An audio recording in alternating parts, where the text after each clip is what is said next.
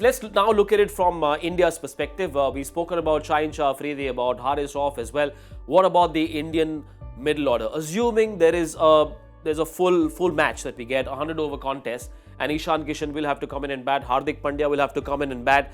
How does the middle order approach the innings, given that the conditions would have changed a little bit as well? The wicket will be slightly different, I assume. What do you think Ishan Kishan and Hardik Pandya should be looking to do when they come into bat?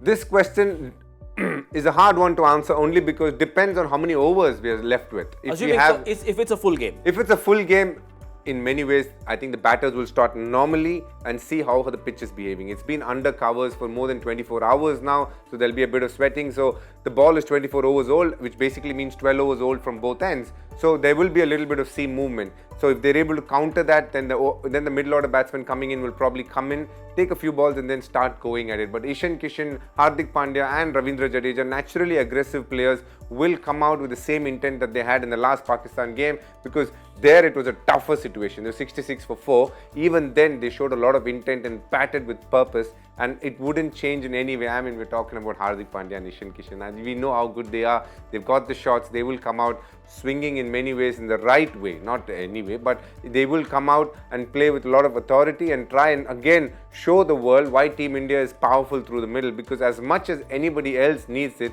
they need it. They need the match time as well. So it is another great opportunity for them.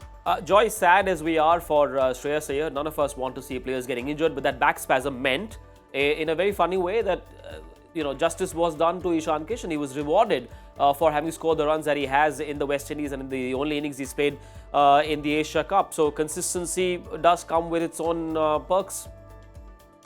No, absolutely. I think he's been spectacular. More important for India, if you see, we've been trying other batsmen as well. We've been trying Sanju Samson. The important thing is Ishan Kishan is the batsman who has taken his opportunity. Just like Shubman Gill took his opportunity in limited overs cricket. Everyone thought that he's a test player, he can't. Shubman Gill took it at the beginning of the year, and Ishan Kishan has proven that he can play one-day international cricket. He's giving you those results.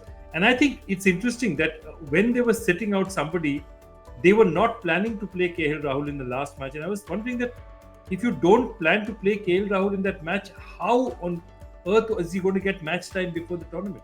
Jodha, I do think at this point of time, with the way things have panned out, especially with Ishan Kishan doing so well at number 4 in the one game that he has got, and 350s at opening the innings, they feel he is in red hot form.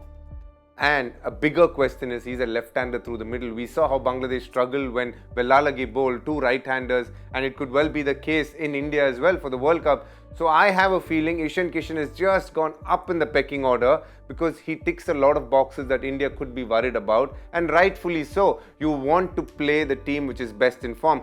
KL Rahul has been scoring a lot in the opportunities that he's got probably in the distant past, but right now, when we talk about the present, you would have to say Ishan Kishan looks like the man in form, and you couldn't fault the Indian team for backing him ahead of KL Rahul with how things have panned out. No, I totally agree with that. What I'm finding interesting now is, so now it's really going to be between KL Rahul and Shreyas Iyer for that number 4 spot. If Rahul gets runs today, if Rahul gets runs in the next few matches, these are the two people I think it's going to be between. I think you're right. I think Ishan Kishan is pushed ahead. And I think his is going to be the fixed position.